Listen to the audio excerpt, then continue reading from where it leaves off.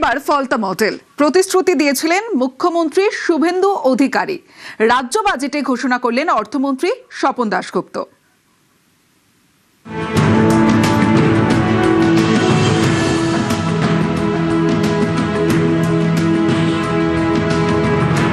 ফলতা আদর্শ বিধানসভা হিসেবে মডেল অ্যাসেম্বলি হিসেবে আমরা গড়ে তুলব। এসিজেডে সম্প্রসারণ, শিল্প তালুক গড়া, বন্দর ভিত্তিক অনেক প্রোগ্রাম আমরা নিচ্ছি।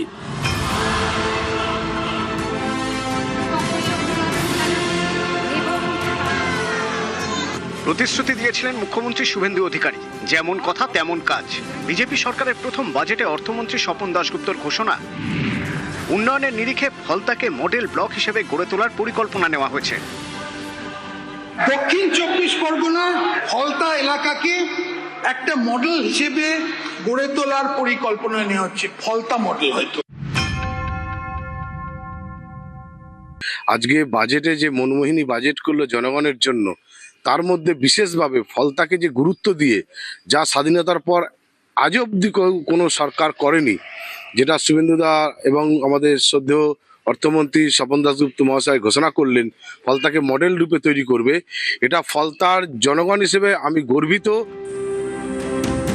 ফলতার প্রাপ্তির তালিকায় আরো অনেক কিছু আছে। রাজ্য বাজেটে ঘোষণা করা হয়েছে ফলতাকে মডেল ব্লক হিসেবে গড়ে তোলা হবে। 100 বেডের গ্রামীণ হাসপাতাল, মহিলাদের জন্য কলেজ হবে।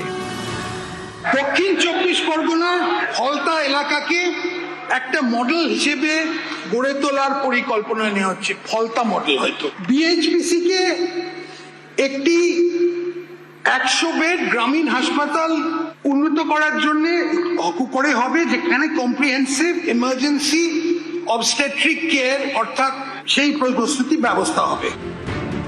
দক্ষিণ 24 পরগনার ডায়মন্ড হারবার লোকসভা কেন্দ্রের মধ্যে পড়ে ফলতা। 1984 সালে এখানেই তৈরি হয় বিশেষ অর্থনৈতিক অঞ্চল বা এসিজেড। এটিই ছিল পশ্চিমবঙ্গের প্রথম বিশেষ অর্থনৈতিক অঞ্চল। ফলতায় গড়ে ওঠে একের পর এক কারখানা। অভিযোগ, 2011 সালে তৃণমূল ক্ষমতায় আসার পর থেকেই এক এক করে কারখানা বন্ধ হতে থাকে।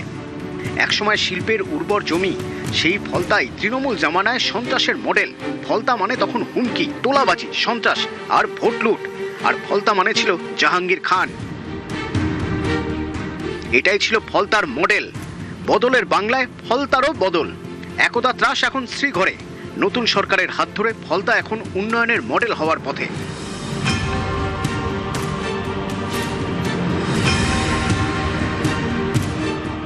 তাকে একটা মডেল বানানো হচ্ছে, এই নিয়ে আমরা প্রচন্ড খুশি।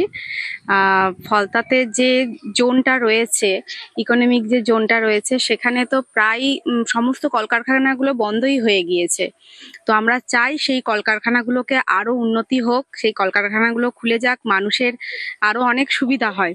এবং যে 100টা বেডের যে ঘোষণা করেছেন মুখ্যমন্ত্রী, তো এখন ফলতাতে 30টা বেডের হসপিটাল রয়েছে, সেখান থেকে 100টা বেড হলে তো এটা আরো অনেক সুবিধা হবে। আপৎকালীন যে পরিষেবা সেগুলো আমরা পাবো সেখান থেকে। মহিলা কলেজের ঘোষণা করেছেন, তো সেখানে মহিলা কলেজ হলে এখানে যে যুবতীরা, তারা আরো বেশি করে শিক্ষার দিক থেকে এগিয়ে যাবে। নিউজ 18 বাংলা।